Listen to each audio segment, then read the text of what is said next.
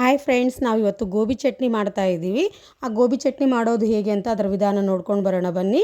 ಅದರ ಇಂಗ್ರೀಡಿಯೆಂಟ್ಸ್ ಹೀಗಿದೆ. 1 ಕಪ್ಪು ಗೋಬಿನ ಹೆಚ್ಚಿಟ್ಕೊಂಡಿದ್ದೀನಿ, ಕ್ಯಾಬೇಜ್ನ ಅದು ತೊಳೆದು ಶುದ್ಧ ಮಾಡಿಟ್ಕೊಂಡಿದ್ದೀನಿ. ಮೆಣಸಿಕಾಯಿ ನಿಮ್ಗೆ ಎಷ್ಟು ಬೇಕು ಅಷ್ಟು, ಜೀರಿಗೆ, ಉಪ್ಪು. ಗ್ಯಾಸ್ ಮೇಲೆ ಒಂದು ಪಾತ್ರೆ ಇಟ್ಟು ಸ್ವಲ್ಪ ಎಣ್ಣೆ ಹಾಕ್ಕೊಂಡು, ಮೆಣಸಿಕಾಯಿ ನಿಮಗೆ ಖಾರಕ್ಕೆ ಎಷ್ಟು ಬೇಕೋ ಅಷ್ಟು, ನನಗೆ ಖಾರ ನಾವು ಸ್ವಲ್ಪ ಜಾಸ್ತಿ ತಿಂತೀವಿ, ಖಾರಕ್ಕೆ ಮೆಣಸಿಕಾಯಿ ನಾನು ಸ್ವಲ್ಪ ಜಾಸ್ತಿ ಹಾಕ್ಕೊಂಡಿದ್ದೀನಿ. ನಿಮಗೆ ಖಾರದ ನೋಡಿಕೊಂಡು ನೀವು ಮೆಣಸಿಕಾಯನ್ನು ಹಾಕ್ಕೋಬೇಕು.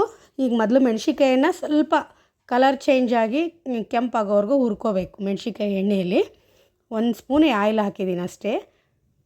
ಹುರ್ಕೊಳ್ತಾ ತುಂಬ ಚೆನ್ನಾಗಿರುತ್ತೆ. ಇದು ಚಪಾತಿಗೂ ತಿನ್ಬೋದು, ಅನ್ನಕ್ಕೂ ತಿನ್ಬೋದು. ಅನ್ನಕ್ಕೆ ತಿಂದರೆ ಒಂದು ಸ್ವಲ್ಪ ಗೋಬಿ ರೈಸ್ ತಿಂದಿವಿ ಅನ್ನೋ ಫೀಲ್ ಬರುತ್ತೆ, ತುಂಬ ಚೆನ್ನಾಗಿರುತ್ತೆ. ಈಗ ಮೆಣಸಿಕಾಯಿ ಆಗಿದೆ, ಅದನ್ನೊಂದು ಬಟ್ಲಿಗೆ ತಗೊಂಡು ಮತ್ತೊಂದು ಸ್ಪೂನ್ ಎಣ್ಣೆ ಹಾಕ್ತಾಯಿದ್ದೀನಿ. ಇವಾಗ ಅದು ಹೆಚ್ಚಿಟ್ಕೊಂಡಿರೋಂಥ ಗೋಬಿನ ಹಾಕ್ತಾಯಿದ್ದೀನಿ. ಕ್ಯಾಬೇಜ್ ಹಾಕ್ಕೊಂಡು ಅದು ಕೂಡ ಸ್ವಲ್ಪ ಬ್ರೌನ್ ಕಲರ್ ಬರೋವರೆಗೂ ಹುರಿತಾ ಇರಬೇಕು.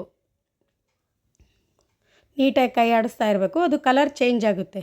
ಇದು ತುಂಬ ಚೆನ್ನಾಗಿರುತ್ತೆ. ಇದು ಯಾವುದಕ್ಕಾದರೂ ಸೆಟ್ ಆಗುತ್ತೆ, ಚಪಾತಿ, ಪೂರಿ, ದೋಸೆ. ಆಮೇಲೆ ಈ ಸ್ವಲ್ಪ ಫ್ಲೇಮ್ ಹೈ ಮಾಡಿದ್ದೀನಿ, ಸ್ವಲ್ಪ ಕೆಂಪಾಗಲಿ ಅಂತ. ಈಗ ಬ್ರೌನ್ ಕಲರ್ ಆಗ್ತಾ ಬಂತು.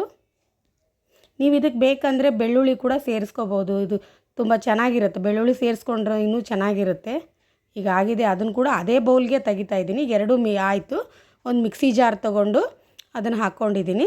ಈಗ ಇದಕ್ಕೆ ಒಂದು ಸ್ವಲ್ಪ ಜೀರಿಗೆ ಇಟ್ಕೊಂಡಿದ್ವಲ್ಲ, ಜೀರಿಗೆ 1 ಸ್ಪೂನು, ನಿಮ್ಗೆ ಉಪ್ಪು ರುಚಿಗೆ ತಕ್ಕಷ್ಟು ಉಪ್ಪು ಹಾಕ್ಕೊಂಡಿದ್ದೀನಿ. ಆಮೇಲೆ ಒಂದು ಸ್ವಲ್ಪ ಉಪ್ಪು ನಿಮ್ಗೆ ನೋಡ್ಕೊಂಡು ಹಾಕಿರಿ, ನಿಮ್ಗೆ ರುಚಿಗೆ ಎಷ್ಟು ಬೇಕೋ ಅಷ್ಟು. ಸ್ವಲ್ಪ ಕರಿಬೇವು ಸೊಪ್ಪು ಹಾಕ್ತಾಯಿದ್ದೀನಿ, ಕೊತ್ತಂಬರಿ ಸೊಪ್ಪನ್ನು ಕೂಡ ತೊಳೆದಿಟ್ಕೊಂಡಿದ್ದೀನಿ, ಅದನ್ನು ಹಾಕ್ತಾಯಿದ್ದೀನಿ. ಸ್ವಲ್ಪ ಹುಣಸೆ ಹಣ್ಣು, ಈ ಬೇಸಿಗೆ ದಿನದಲ್ಲಿ ಇದಾಗ ಹಾಳಾಗಬಾರ್ದು ಬೇಗ ಅಂತ ಹುಣಸೆ ಹಣ್ಣು ಹಾಕ್ತೀನಿ. ಮಿಕ್ಸಿ ಮಾಡ್ಕೊಂಡು ಬಂದೆ ನೋಡಿ. ಈ ಮಿಕ್ಸಿ ಮಾಡೋದನ್ನ ಒಂದು ಬೌಲಲ್ಲಿ ತಗೊಳ್ಳೋಣ. ನಾವು ಸ್ವಲ್ಪ ಒಗ್ಗರಣೆಗೆ ಎಣ್ಣೆ ಇಟ್ಕೊಳ್ಳೋಣ. ಎಣ್ಣೆ ಹಾಕ್ಕೊಂಡು ಒಂದು ಪಾತ್ರೆಯಲ್ಲಿ ಸ್ವಲ್ಪ ಸಾಸಿವೆ ಚಟಪಟ ಅಂದಿಂದ ಜೀರಿಗೆ, ಸ್ವಲ್ಪ ಉದ್ದಿನಬೇಳೆ, ಟೇಸ್ಟಿಗೆ ಉದ್ದಿನಬೇಳೆ ಹಾಕ್ತಾಯಿದ್ದೀನಿ ಘಮ ಬರಲಿ ಅಂತ. ನಂತರ ಸ್ವಲ್ಪ ಕರಿಬೇವು ಸೊಪ್ಪು, ಬೇಕಂದರೆ ನೀವು ಬೆಳ್ಳುಳ್ಳಿ ಹಾಕಿಲ್ಲ, ಹಿಂಗೆ ಹಾಕ್ಕೋಬೋದು. ಇದಕ್ಕೆ ನಾನು ಹಿಂಗೆ ಹಾಕ್ತಾಯಿಲ್ಲ ಇಲ್ಲಿ. ಒಂದು ಬೌಲ್ಗೆ ತಗೊಳ್ಳೋಣ ಈ ಚಟ್ನಿನ. ಪ್ಲೀಸ್ ಫ್ರೆಂಡ್ಸ್, ಸಬ್ಸ್ಕ್ರೈಬ್ ಮಾಡಿ, ಸಪೋರ್ಟ್ ಮಾಡಿ, ಶೇರ್ ಮಾಡಿ. ಈಗ ಸವಿಯಲು ಸಿದ್ಧ ಆದ ಗೋಬಿ ಚಟ್ನಿ.